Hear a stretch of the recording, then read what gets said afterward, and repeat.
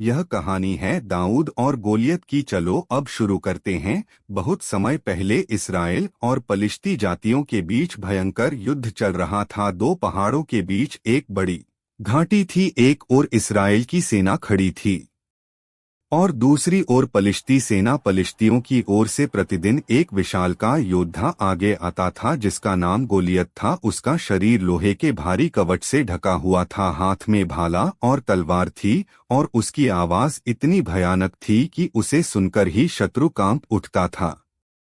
गोलियत प्रतिदिन इस्राएल की सेना को ललकारते हुए कहता था, तुम लोग अपने बीच से किसी एक योद्धा को भेजो जो मुझसे युद्ध करे। यदि वह मुझे हरा दे तो हम तुम्हारे दास बनेंगे, लेकिन यदि मैं जीत गया तो तुम सब हमारे दास बन जाओगे। उसकी बातें सुनकर इस्राएल के सभी योद्धा भयभीत हो जाते थे। कोई भी उसके सामने खड़ा होने का साहस नहीं कर पा रहा था। यहाँ तक कि इस्राएल के राजा शाऊल भी चिंता और भय से भरे हुए थे। लगातार 40 दिनों तक गोलियत इस्राएल की सेना और जीवित परमेश्वर का अपमान करता रहा। इसी समय एक युवा बालक जिसका नाम दाऊद था, अपने पिता यिशै के कहने पर अपने बड़े भाइयों के लिए भोजन लेकर युद्ध के मैदान के पास पहुंचा। दाऊद कोई सैनिक नहीं था, वह एक चरवाहा था जो जंगलों में अपनी भेड़बकरियों की देखभाल करता था और अपने हृदय से परमेश्वर की स्तुति करता था। जब दाऊद ने गोलियत की ललकार सुनी और देखा कि इस्राएल की पूरी सेना भय से पीछे हट रही है,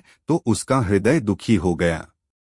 दाऊद ने कहा, यह पलिश्ती कौन है जो जीवित परमेश्वर की सेना को ललकार रहा है? लोगों ने दाऊद को देखा और कहा, तू तो अभी एक बालक है, तू इस विशाल योद्धा से कैसे लड़ेगा? दाऊद को राजा शाऊल के पास ले जाया गया।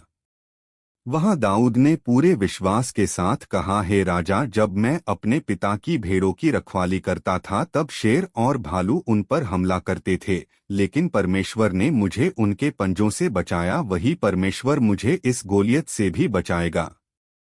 राजा शाऊल ने दाऊद को अपना युद्ध कवच पहनाया, लेकिन वह दाऊद को भारी और असहज लगा। दाऊद ने कवच उतारकर कहा, मैं इन हथियारों पर नहीं, मैं अपने परमेश्वर पर भरोसा करता हूँ। दाऊद ने अपनी गुलेल उठाई और पास की नदी से 5 चिकने पत्थर चुने। वह निडर होकर युद्ध के मैदान की ओर बढ़ा। जब गोलियत ने दाऊद को देखा तो वह उस पर हंसने लगा और बोला, क्या मैं कुत्ता हूँ जो तू मुझे पत्थरों से मारने आया है? तब दाऊद ने निर्भीक होकर कहा, तू तलवार और भाले के साथ मेरे पास आता है, पर मैं सेनाओं के परमेश्वर के नाम पर तेरे सामने आता हूँ। आज परमेश्वर तुझे मेरे हाथ में दे देगा ताकि सारी दुनिया जान ले कि इस्राएल का परमेश्वर जीवित है। दाऊद ने अपनी गुलेल घुमाई और एक पत्थर छोड़ा। वह पत्थर सीधे गोलियत के माथे पर लगा। गोलियत जोर से धरती पर गिर पड़ा।